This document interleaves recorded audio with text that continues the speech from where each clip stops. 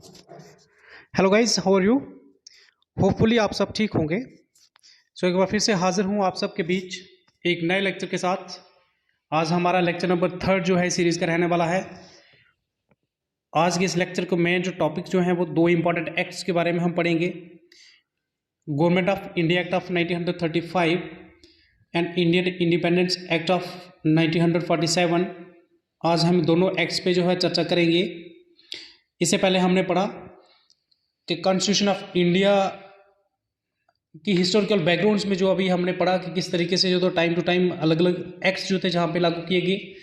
सबसे पहले हमने पढ़ा कि कंपनी रूल जो था वो 1778 से लेकर 1858 तक रहा और इस दौरान में अलग अलग एक्ट्स जो थे जहाँ पे इम्प्लीमेंट किए गए।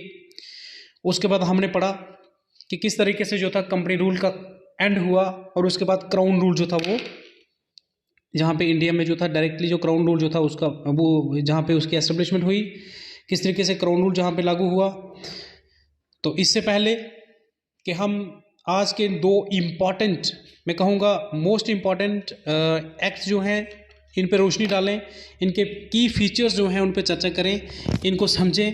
इससे पहले आप तमाम व्यूवर से मेरी अपील है कि आइए अपना यूट्यूब खोलिए, वहाँ पे टाइप करिए जर्नी ऑफ लाइफ। आपका अपना चैनल जो है इसको ज़्यादा से ज़्यादा सब्सक्राइब करें, शेयर करें, इस वीडियो को अंत तक देखें और इसमें अगर आपको कुछ अच्छा लगे, फ्रूटफुल लगे, आपके लिए हेल्पफुल लगे तो कमेंट जो और लाइक जो है ज़रूर करें। और अपने तमाम व्यूवर से मेरी रिक्वेस्ट है कि जितने भी अगर इस वीडियो में आपके कोई डाउट्स हैं तो वो कमेंट सेक्शन में कमेंट करके ज़रूर बताएं। तो आइए आगे बढ़ते हैं आज के इस सेशन में। तो आज हम जैसे पढ़ने वाले हैं government of India act of 1935। जैसा कि मैंने आपको बताया स्टूडेंट्स कि जो था हिस्टोरिकल बैकग्राउंड्स में, जब मैंने बताया कि कॉन्स्टिट्यूशन ऑफ इंडिया को समझने के लिए हमें उसकी हिस्टोरिकल बैकग्राउंड्स को समझना जरूरी है। तो उसमें हमने कंपनी रूल को पढ़ा, कंपनी रूल के अंदर अलग अलग डिफरेंट टाइप के जो एक्ट्स थे उनको पढ़ा। उसके बाद हमने क्राउन रूल के अंदर भी बहुत सारे एक्ट्स जो थे वो इम्प्लीमेंट जो जहाँ पे किए गए थे उनके बारे में पढ़ा। तो अभी अभी हम जो पढ़ने वाले हैं government of India act of 1935। तो ये दो इम्पॉर्टेंट एक्ट्स ऐसे थे कि जिन्होंने इंडिया का पूरा नक्शा तब्दील कर दिया, जिन्होंने बड़े बड़े डेजिग्नेशन चेंज कर दिए, बड़े बड़े ऑफिस जो थे वो ख़त्म कर दिए। और ये वही दो इम्पॉर्टेंट एक्ट्स थे जिनके आने के बाद जहाँ पे रे ऑफ होप जो थी इंडियंस में जो थी वो बनी। तो आइए देखते हैं ये क्यों इतने इंपॉर्टेंट बन जाते हैं जो तो वो एक्ट्स जो हैं। और स्टूडेंट्स से मैं बताना चाहूँगा कि एग्जामिनेशन पॉइंट ऑफ व्यू से भी बहुत इंपॉर्टेंट, मोस्ट इंपॉर्टेंट ये एक्ट्स जो हैं इन पे आपको जो है गौर से जो है बिल्कुल ध्यान से इन पे आपको जो है स्टडी करनी है। तो सबसे पहले हम पढ़ेंगे government of India act of 1935। तो स्टूडेंट्स कि government of India act of 1935 जो था ये सबसे पहले मैं कहूँगा कि इम्पॉर्टेंट माइलस्टोन था completely responsible government in India, कि इंडिया में एक रिस्पॉन्सिबल गवर्नमेंट हो फुली तौर पर, जहाँ पे एक रिस्पॉन्सिबल गवर्नमेंट जो है इंट्रोड्यूस की जाए, उसकी जानने का पहला स्टेप था। और सबसे बड़ी इंपॉर्टेंट चीज़ में ये थी कि government of India act of 1935 जो था ये स्टूडेंट्स आपने याद रखना है लेंथी एंड डिटेल डॉक्यूमेंट था। सबसे ज़्यादा लेंथी और डिटेल डॉक्यूमेंट था। इसमें कुल मिलाकर 320 सेक्शन सी और 10 शेड्यूल्स जो थे इस एक्ट का जो था इसमें शामिल किए गए थे। तो इसलिए ये एक लेंथी और एक डिटेल डॉक्यूमेंट था। तो आइए इसके इंपॉर्टेंट फीचर्स क्या थे उसके बारे में हम पढ़ते हैं।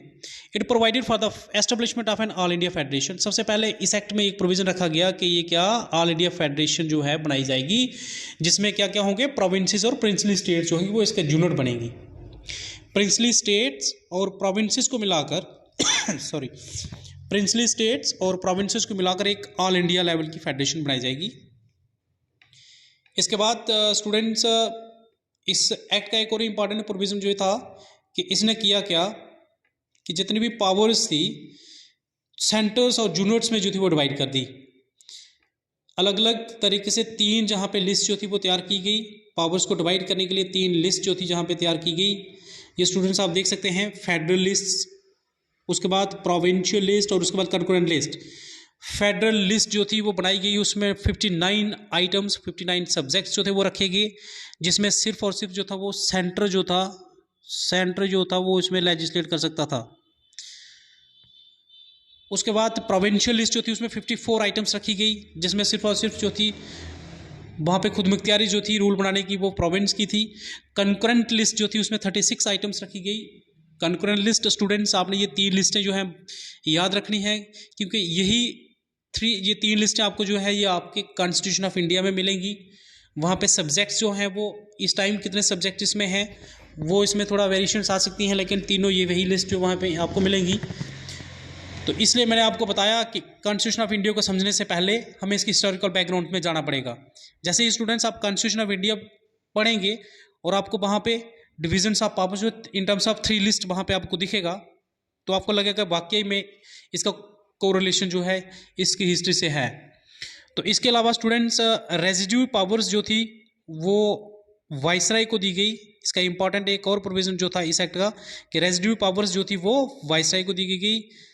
पहले तमाम पावर्स जो थी वो 3 लिस्टों में डिवाइड की गई, प्रोविंशियल, कंकरेंट और सेंट्रल। फेडरल जो थी, सेंट्रल और फेडरल जो है दोनों हम उसी लिस्ट को बोलते हैं, और उसमें रेजिड्यू पावर्स जो थी वो वाइसराय को दी गई। हालांकि जिस ऑल इंडिया फेडरेशन की बात इस एक्ट में करी गई स्टूडेंट्स, वो फेडरेशन जो था कभी वजूद में आया नहीं, क्योंकि प्रिंसली स्टेट्स ने मना कर दिया था इसको ज्वाइन करने से। तो जहाँ पे लिखा हुआ federation never came into being as princely states did not join it, लेकिन इसमें ये प्रोविज़न रखा गया था। इसके बाद एक और इम्पॉर्टेंट इसका प्रोविज़न जो था, इम्पॉर्टेंट इस एक्ट के अंदर जो एक फीचर जो था वो ये था कि इस एक्ट ने डायरकी जो थी वो ख़त्म कर दी।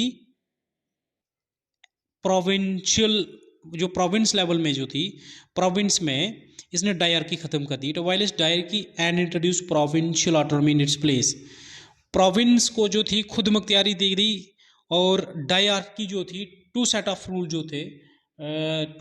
रूल जो थे वो वहाँ पे प्रोविंस में जो ख़त्म कर दिए। तो ये एक इम्पॉर्टेंट प्रोविज़न था। कुल मिला के प्रोविंसेस को जो थी वो ऑटोनॉमी दी गई, खुद मुख्तियारी दी गई कि आप अपने डिफाइंड स्फीयर में अपने हिसाब से रूल बना सकते हैं, अपने हिसाब से एडमिनिस्ट्रेशन को चला सकते हैं। ये इसका एक इम्पॉर्टेंट प्रोविज़न था। तो स्टूडेंट्स इसके बाद the provinces were allowed to act as autonomous units of administration in their defined sphere. जैसे मैंने पहले बताया कि अपने डिफाइंड स्फीयर में, दायरे इख्तियार में, उसको जो है एक खुद मुख्तियार यूनिट के तौर पर जो था वो एक्ट करने के लिए प्रोविंसेस को पावर्स दी गई। और रिस्पॉन्सिबल गवर्नमेंट प्रोविंसेस, एक और इम्पॉर्टेंट इसका जो प्रोविज़न जो था वो ये था कि प्रोविंसेस में जो था रिस्पॉन्सिबल गवर्नमेंट की बहाली हो। इसमें भी इस पे चर्चा की गई, इस पे बात मतलब ये बात कही गई। इसके अलावा students it provided for the state adoption of dyarchy at the centre. जैसे अभी हमने पढ़ा डायरकी जो थी वो प्रोविंसेस में तो ख़त्म कर दी गई, लेकिन सेंटर में जो थी उसको वहाँ पे बहाल किया गया। और नतीजतन हुआ क्या कि फेडरल सब्जेक्ट्स जो थे, सेंट्रल सब्जेक्ट्स जो थे, उनको डिवाइड करके इन्होंने रिजर्व सब्जेक्ट्स और ट्रांसफर सब्जेक्ट में तब्दील कर दिया।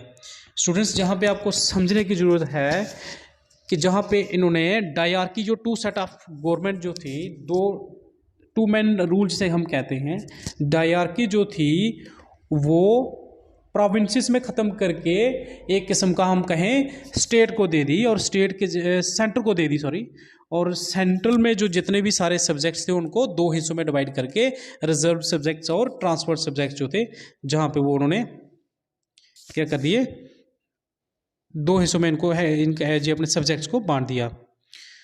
तो स्टूडेंट्स इसके बाद एक और इम्पॉर्टेंट इसका प्रोविज़न जो था वो ये था कि it introduce bicameralism in 6 out of 11 province. तो यहाँ पे ये चीज़ नोट करने वाली है स्टूडेंट्स कि कुल मिला के 11 जो वहाँ पे जो प्रोविंसेस थे, तो उनमें से 6 प्रोविंसेस में bicameralism means double system of government जो था वो वहाँ पे इंट्रोड्यूस किया गया, जिसमें बाइकैमरलिज्म, जिसमें लेजिस्लेटिव असेंबली और लेजिस्लेटिव काउंसिल जैसे हम कहते हैं, 2 जहाँ पे जिस चीज़ के प्रोविजंस हो उनको बाइकैमरलिज्म कहते हैं। जैसे हमारे जम्मू और कश्मीर में पहले बाइकैमरलिज्म था, लेजिस्लेटिव काउंसिल्स जहाँ पे थी, लेजिस्लेटिव काउंसिल भी थी और लेजिस्लेटिव असेंबली भी थी, जिसमें हम एमएलए और एमएलसी की बात करते हैं, एमएलए और एमएलसी के रूप में हम देखते थे।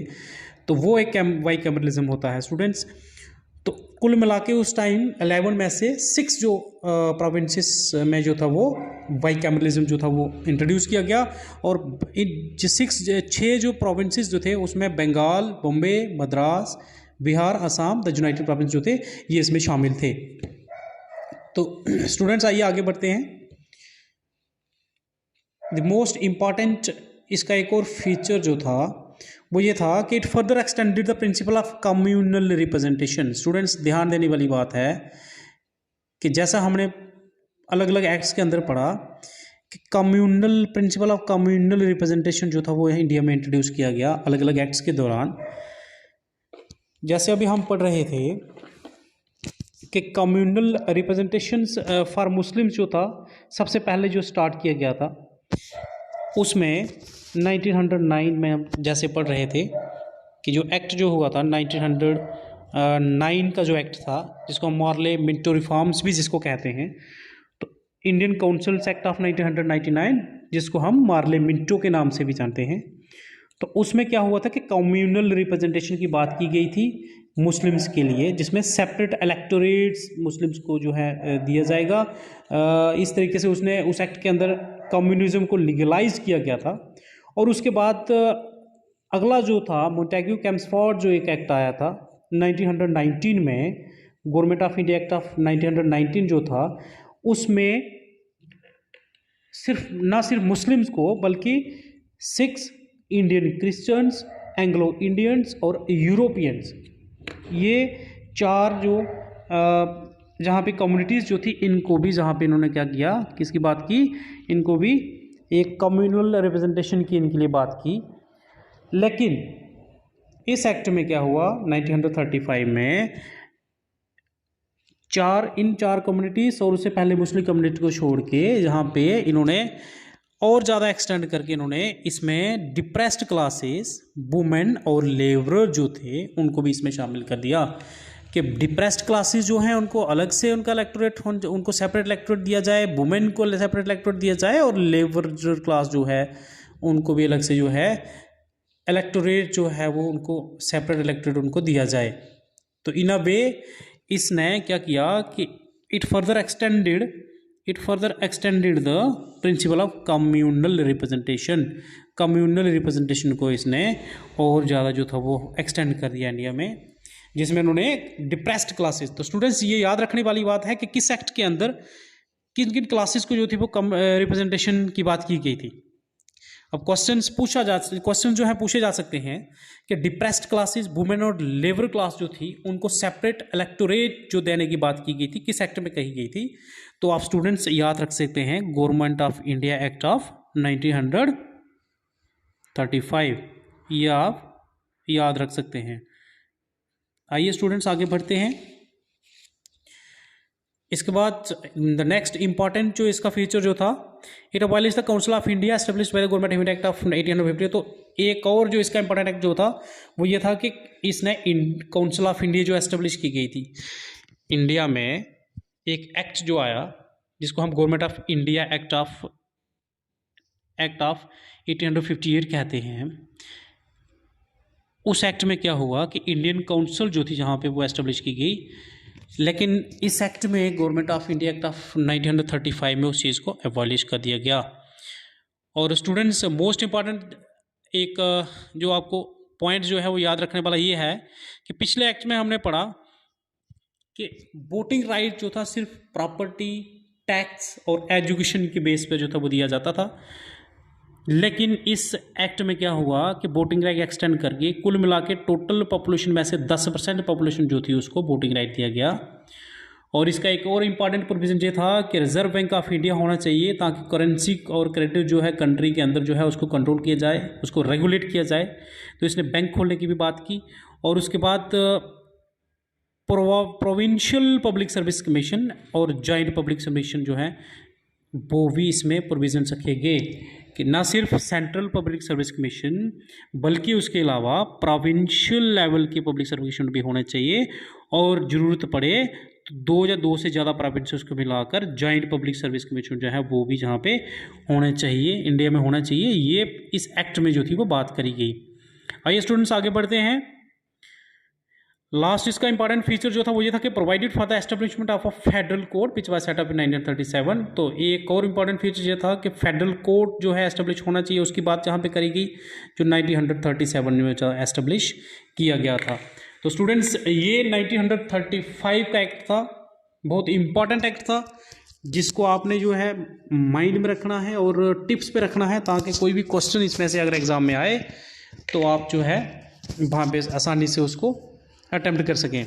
आइए स्टूडेंट्स, अगला आज का जो हमारा अगला टॉपिक है वो है इंडियन इंडिपेंडेंस एक्ट ऑफ 1947। तो स्टूडेंट्स वो मैं कहूँगा द मोस्ट इम्पॉर्टेंट एक्ट है जिस एक्ट ने भारत के पूरे नक्शे को बदल दिया। बड़े बड़े ऑफिस जो थे, बड़े बड़े डेजिग्नेशन जो थे वो चेंज कर दिए। तो आइए देखते हैं इसमें क्या था। गवर्नमेंट ऑफ ये Indian independence act of 1947। As you know India जो थी India got independence in 1947। On June 3, 1947 हुआ क्या, लॉर्ड माउंटबेटन ने क्या किया कि पार्टीशन प्लान जो था वो पेश किया। उस देन लॉर्ड माउंटबेटन जो मैं वाइसराय उस टाइम का वाइसराय जो था लॉर्ड माउंटबेटन, तो लॉर्ड माउंटबेटन उसने किया क्या, जून 3, 1947 को पार्टीशन प्लान पेश किया जिसको हम माउंटबेटन प्लान भी कहते हैं। स्टूडेंट्स मोर इंपॉर्टेंट पॉइंट है, याद रखने वाली बात है। इसके बाद आइए हम आगे बढ़ते हैं।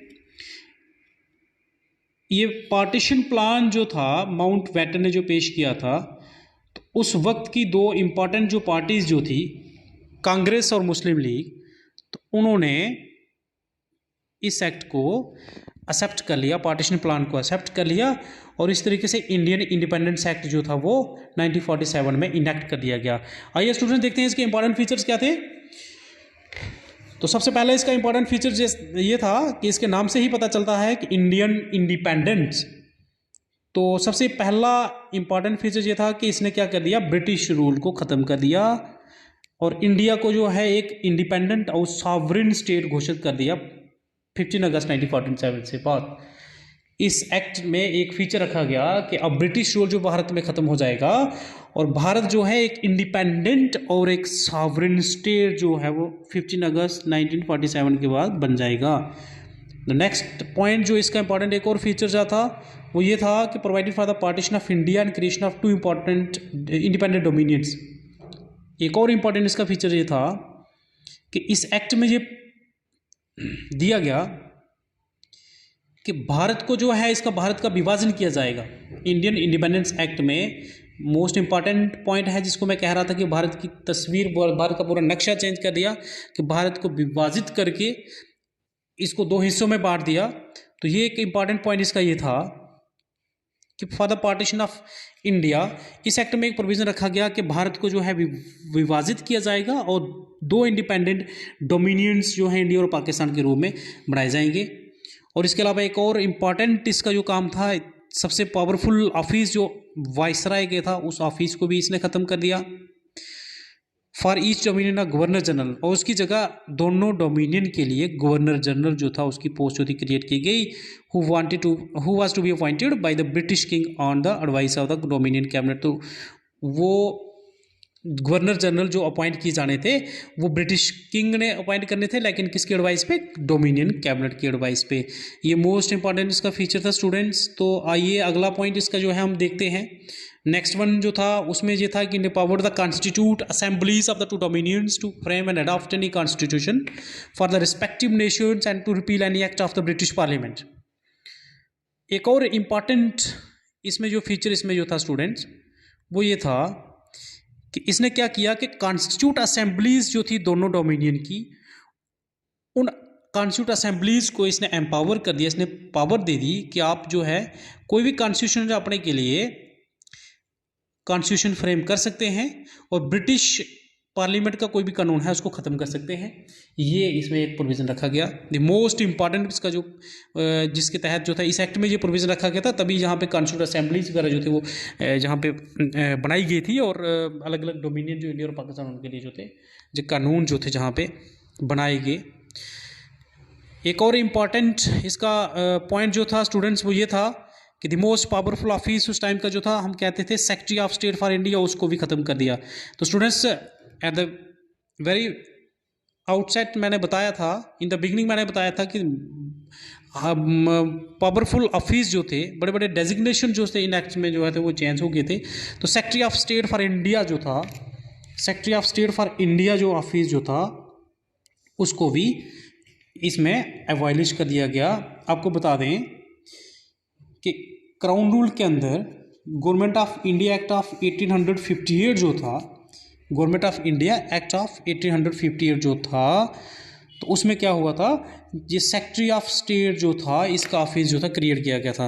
1858 में जो एक्ट आया था उसमें जो था इसको सेक्रेटरी ऑफ स्टेट का जो ऑफिस है ये क्रिएट किया गया था, लेकिन 1947 में आकर इंडियन इंडिपेंडेंस में इसको खत्म कर दिया गया। It granted the freedom to Indian princely states either to the most important point मैं कहूँगा स्टूडेंट्स, आपको नोट करने वाला पॉइंट है, मोस्ट इंपॉर्टेंट पॉइंट मैं कहूँगा वो ये है कि स्टूडेंट्स एक और इसमें प्रोविजन ये रखा गया कि जितनी भी प्रिंसली स्टेट्स थी उनको आज़ादी दी गई, उनको फ्रीडम दी गई, उनको ये फ्रीडम दी गई कि आप चाहें तो इंडिया डोमिनियन जो है, इंडियन डोमिनियन जो क्रिएट किया जाएगा उसमें रह सकते हैं, पाकिस्तान के साथ जा सकते हैं, या इंडिपेंडेंट रह सकते हैं। मोस्ट इम्पॉर्टेंट इसका फीचर मैं कहूँगा। इसी के तहत जो था जम्मू कश्मीर हमारा जो था उसने स्टैंड स्टिल देन जहाँ का रूलर जो था उसने स्टैंड स्टिल एग्रीमेंट, उन्होंने स्टैंड स्टिल एग्रीमेंट जो था वो कर दिया इंडिया के साथ। आफ्टर दैट किन किन परिस्थितियों में, किन किन हालात से इंस्ट्रूमेंट ऑफ एक्सेशन जो था वो साइन हुआ और भारत के साथ विलय हुआ। तो ये इस एक्ट में प्रोविज़न रखा गया था कि it granted freedom to the Indian princely states कि either to join the dominion of India, आप चाहें तो इंडिया के साथ जा सकते हैं, आप चाहें तो पाकिस्तान के जा सकते हैं, और चाहें तो इंडिपेंडेंट भी रह सकते हैं। तो बाकी सारी स्टेट जो थी वो कुछ भारत के साथ, कुछ पाकिस्तान के साथ चली गई थी।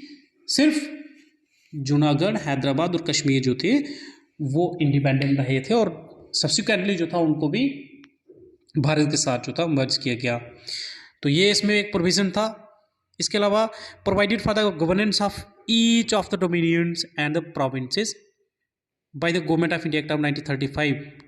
एक और मोस्ट इंपॉर्टेंट इसका प्रोविजन ये था कि जब तक के दोनों डोमिनियंस का, इंडिया और पाकिस्तान की कॉन्स्टिट्यूट असेंबलीज जो हैं वो अपने लिए, वो अपना जो है, जब तक जो है अपना कानून नहीं बना लेती तब तक दोनों डोमिनियन को जो चलाने के लिए जो कानून होगा वो कौन होगा, 1935 वाला एक्ट जो government of India act of 1935 जो है उसमें जो रूल्स जो बनाए गए हैं उनके तहत दोनों डोमिनियंस को चलाया जाएगा।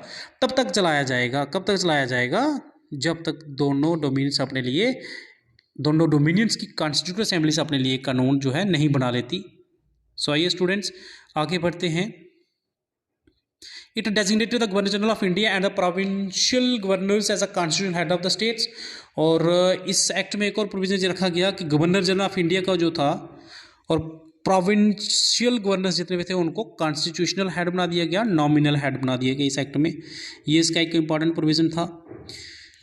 इसके अलावा एक और स्टूडेंट्स इसका इम्पॉर्टेंट प्रोविज़न जो था वो ये था कि empowered the constitute assemblies of both the dominions to legislate.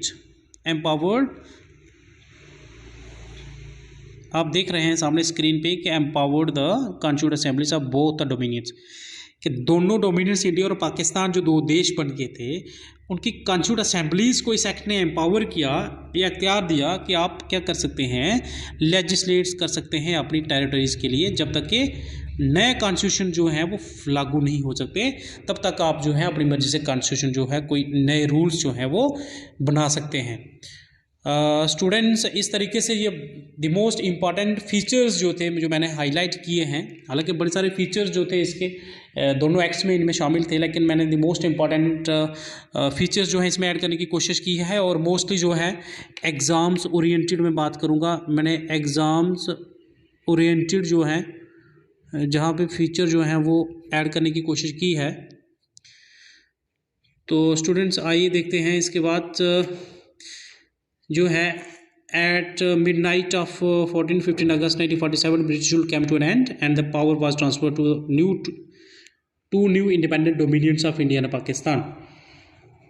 तो 14 और 15 अगस्त की मिडनाइट को जो था ब्रिटिश रूल जो भारत से जो था उसका अंत हो गया, और साथ ही जो था एक अनफॉर्चुनेट जो इंसिडेंट जो था वो ये हुआ कि भारत को जो है विभाजित कर दिया गया, 2 पार्ट्स में बांट दिया गया, जिसमें इंडिया और पाकिस्तान जो थे वो क्रिएट किए गए, 2 नेशंस क्रिएट किए गए, और दोनों डोमिनियंस को जो थी वो पावर जो थी वो ट्रांसफर की गई। दिस वे स्टूडेंट्स, ये 2 इंपॉर्टेंट जो थे एक्ट आज हमने पढ़े। इसमें लॉर्ड माउंट बैटन जो था first governor general new dominion का बन गया था। लॉर्ड माउंट बैटन जो था भारत का पहला जो है वो गवर्नर जनरल बनाया गया। स्टूडेंट्स, आज के इस लेक्चर में बस इतना ही। एक चीज़ आपने नोट करनी है कि कैसे गवर्नर जनरल जो थे, governor general government of India regulating act of 1773 में जो था उसमें कैसे गवर्नर ऑफ बंगाल जो था उसको गवर्नर जनरल ऑफ बंगाल बना दिया गया। फिर उसके बाद जो था गवर्नर चार्टर एक्ट जो था अपना चार्टर एक्ट ऑफ 1833 जो था उसमें गवर्नर जनरल ऑफ बंगाल जो था उसको डेजिग्नेशन चेंज करके गवर्नर जनरल ऑफ इंडिया बना दिया गया। तो उसके बाद धीरे धीरे कैसे ये जो नाम जिनके चेंज होते गए, act of government of India act of 1858 में गवर्नर जनरल का नाम जो था चेंज करके वाइसराय नाम रख दिया गया, और फिर से दोबारा इंडियन इंडिपेंडेंस एक्ट में इसको चेंज करके 1947 में जो आया उसमें डेजिग्नेशन चेंज करके इन्होंने क्या रख दिया, governor general of India. So students, आज के लेक्चर में बस इतना ही। तो ये थे कुछ हिस्टोरिकल बैकग्राउंड्स इस हमारे कॉन्स्टिट्यूशन को समझने से पहले जो मैं चाह रहा था कि आप तमाम स्टूडेंट्स तक पहुंचाई जाएं। तो नेक्स्ट सेक्शन में जो है अब डायरेक्टली हम जो है कॉन्स्टिट्यूशन पे जाएंगे। आप तमाम व्यूअर्स जो हैं, आइए आपका अपना पसंदीदा यूट्यूब चैनल जो है जर्नी ऑफ लाइफ, उस पर जाएँ, सब्सक्राइब करें, शेयर करें, और वीडियोस अच्छी लगें तो लाइक और कमेंट भी करें। मैं चाहूँगा कि अगर वीडियोस को देखते हुए इस पूरे लेक्चर में अगर आपके कोई डाउट्स हों तो आप कमेंट सेक्शन के माध्यम से वो मेरे तक पहुंचाएं, ताकि अगली वीडियो जो है जितनी मेरी वीडियोस आएंगी नेक्स्ट वीडियो में उन डाउट्स को मैं क्लियर करने की कोशिश करूँगा, उनको क्लैरिफाई करने की कोशिश करूँगा। सो आइए आज के लेक्चर में बस इतना ही। मिलते हैं अगली वीडियो में, तब तक गुड बाय, टेक केयर।